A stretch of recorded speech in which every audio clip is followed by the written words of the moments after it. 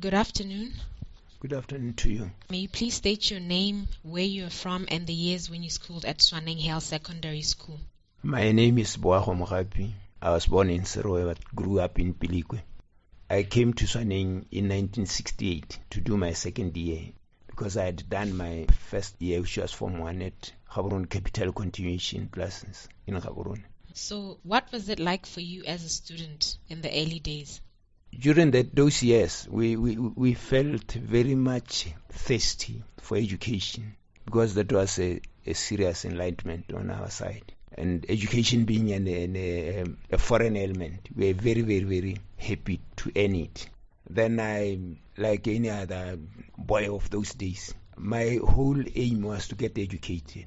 Well, unfortunately, some of the things did okay. I couldn't manage the way I wanted to manage educationally. And being a student at Swaneng that time, you would feel the manhood because there was so much to do, particularly on the volunteer side. As students, we are building the school at the same time, like 2 classes every year, volunteering every weekend or when one has time.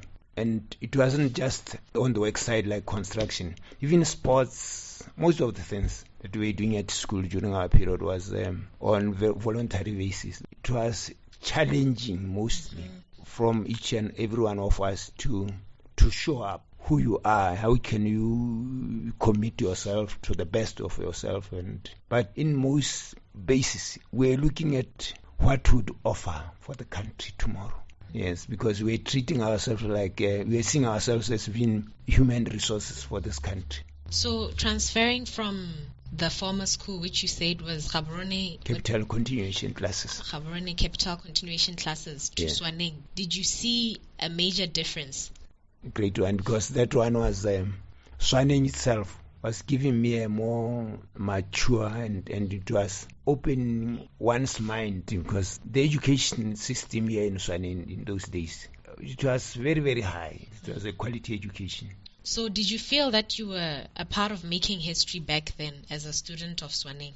Yes, I felt so. But as I had said, I couldn't show very much of what I was thinking of or what I was going to be because I couldn't achieve a lot on the educational side. Okay. Yes, that's I was more like a failure to myself, but maybe I could have done a lot. Like, for instance, one of the writers is a white man, he's staying in Odi there. Yes. We were discussing, and he said, all those people you attended with, they ended it to the level of permanent secretary. What happened to you? So how do you feel Patrick van Rensburg influenced the atmosphere of the school?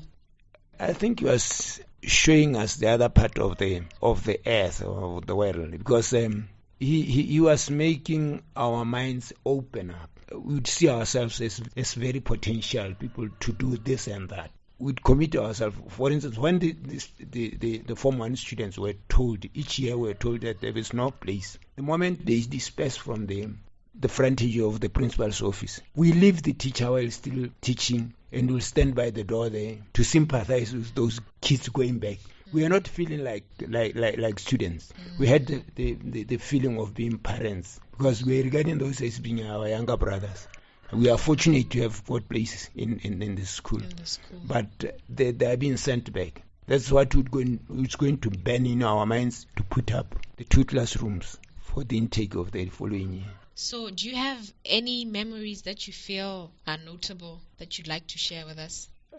Yes, I think on that line also, we had the school council. The school council was doing disciplinary action within the students themselves. And when one has done what would take him to the principal's office, then the school council would sit with the observation of 1 or 2 members of the staff. Then they will carry out what is required in the form of disciplinary action until they reach to the end of the whole story. Then that particular student is sent by the very school council for a serious punishment. Where he has failed to abide by the school rules, and the students, which is the school council, have given up about him or her, they will send him to the principal for dismissal. That's what I like best, because it was committing the students themselves to this responsibility. And even the school's regulations, were pinned behind the dorm's doors for each and every one of us to abide by. Okay. We didn't have serious body masters. We'd have one body master, but in the name form, because some of the things like footballs and the sports facilities would ask from somebody who is part of the staff.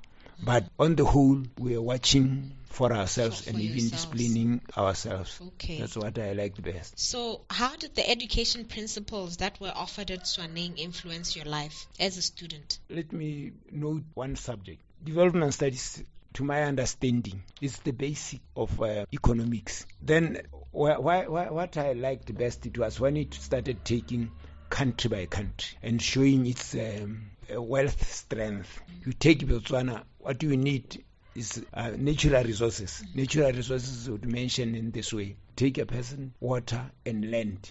When they are teamed together properly, then the country would get rich. That's what opened my mind a lot. So, were there any bad incidents at the school?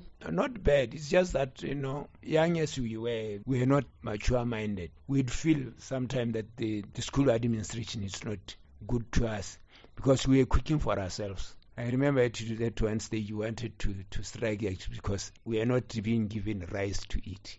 The principal had to call it the general meeting, Patrick van der Sbeek, to address us. He said, all what you are looking for, you sound like you're going to get a better diet.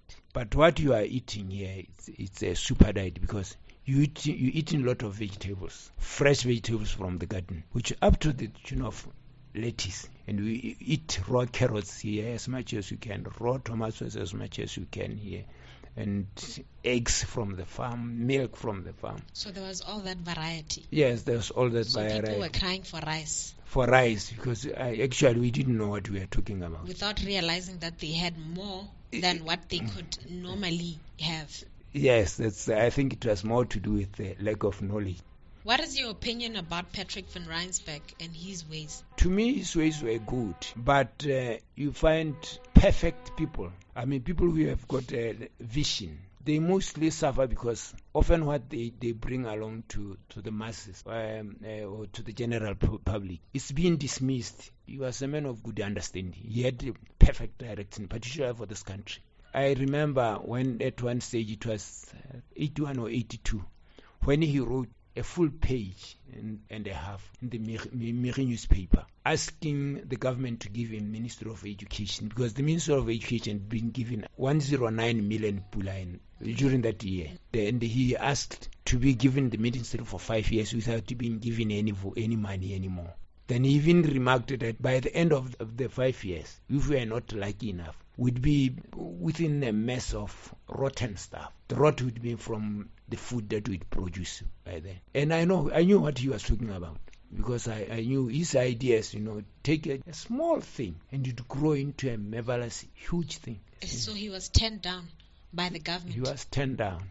This is why we used to remark and call Swaneng the School of Thoughts, because there was so much to do with someone's mind, and there were so many projects that would come by. And he showed the students that a mind is a very powerful source of thoughts, of ideas, of actions, and many other things. Yes, and each and every student would just realize how important or how can he be best. So where did you go after secondary school? By then, there were those departments which were just new. I worked for government printer for some 3 months or so. And there were those whites, and they were very hostile. And the way they talked to you, and it was more to the nearer, like he would just beat you or something like that. And you didn't know his language. It was more of command than instructing one to do what he's supposed to be doing in his work. So we are always deserting, leaving the work like that. And from there just after I moved to government printer, there came the Department of Central Statistics. Then the department received 15 vehicles from England with some tents and some washing basins. Then I was employed in that, and we were doing the enumeration, we were doing field work, and then it was like we were drawing this country, drawing each and every village, each and every institution, boreholes and what like, so that when the government started doing the master plan, we would be having the country what is in the What is country. in the country, Yes, and all that other information. Yes, then that I realized that there were 205 schools in Botswana by that time. From there, I nearly lost my eye. There was a time when you have to draw while somebody's driving through the village, because we were so much. We had been doing it every day, so it was like we were professionals in doing it. And some of the small villages will make that ask the driver to draw very slowly, and you see the roads and do sketches like that, put the house and the like. So this man, he went under a bushy tree. Then it hit me on eye, and it was the second incident, because that happened as well. When I was still young at the cattle post. Then I left. I went to work for the Ministry of Finance. I was attached to Botswana Agricultural College as a revenue collector, as in the revenue section. Then I worked for 3 years. Then more and more of the educated people from overseas were coming in one by one. Then later they introduced me to the party activities, the night parties where we used to go to Northwani and the like, and dance. Then I started drinking liquor. Then I realized that handling government's money at my age, because I was around 26. Yes, then I realized that I was not going to cope up with it. Then I opted for private companies. Okay. Then the shops were still coming in, and I applied for a managerial post at Beggars, the present dance. Yes. Then I was given a post at Gaborone. Then I trained there to be conversant with the shopping, or stock, whatever. Then I was sent to France to open a new branch there. Then I worked for about 4 years. Then I came back, because the family had married by then. The family was in Gaborone. Yeah. I came back to join IGI Insurance, and I worked for a while. Then I wanted to do an investment, so I bought a shop around Serwe from Thomas Shaw, the old man in Bala, because those whites were retiring now and getting old. And I bought that shop from him. So I ran it for about 4 years. Then droughts were persistent those years, that from 83 up to 85. Then I wasn't coping with people like Watson's and other shops. Then I closed it to go to Gaborone. And Gaborone, then I joined Balower, and worked at BMB, and later I moved to Plascon Paints. For 16 years, until I took early retirement in 2002 because of my health. So what are your thoughts on the present Swaneng?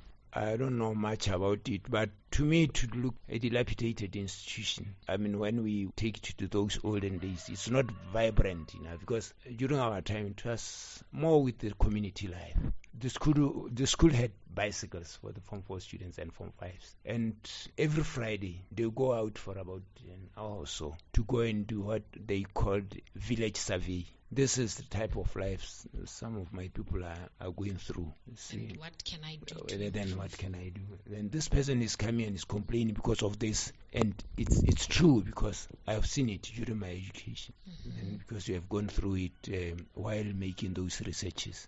So how do you feel about the whole experience of being a student during the early years? I think I had learned a lot from that. Okay. So do you now feel that as one of the early graduates from Swaneng, you made history? I should say school itself made history, because Swaneng came from the students, the then students. Then we built up Shashe River School. We used to live here every Friday, go to Tonota, do the land clearing. Next weekend we were busy digging a trench from the river, Shashe River, to the school. The lady students would go and load sand within the trucks. We go and dig concrete from the fields, then bring it to the school. The following weekend we go there to do the dig the foundations, and construction starts. Then we do that cement work and whatever, mix and this is what we are doing in Swaneng every weekend. Even the school garden was run by the students itself. And the cooking, yes, and that was making us feel more responsible to ourselves. More organized, yes. And we were like a family. And we were so bonded together. So do you have any other people that you know, like family members and friends, that attended Swaneng during your time, even after the old students, yes. There was Botselo Ramatebili. He was our head boy. That was one of the students I liked best, because he was nearer the principal's level. The way he'd address the students and try to attend some of the issues which maybe were supposed to be attended by the principal, you'd know that you'd realize that this man has got potentiality in him. And he ended up being principal of Lobatsa Secondary School. Mm-hmm. Yes, and there's this Bishimusi, my friend. During our schooling time, we were given a big radio by a certain organization overseas.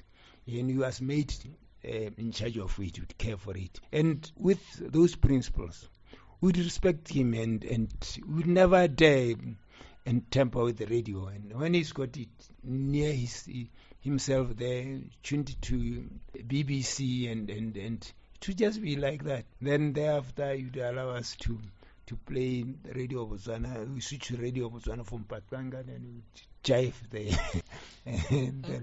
and the like. And I would like his response, the way how he was responsible. So is there anything that you'd like to say in conclusion to your story? I think I've said a lot, but I don't know how can we bring Swanem back, because when we say education with production, it was in a real form. As a student, you'd really see it. Swanem School, as it was making each and everyone responsible and committed to everything that was around the school. Thank you for your input.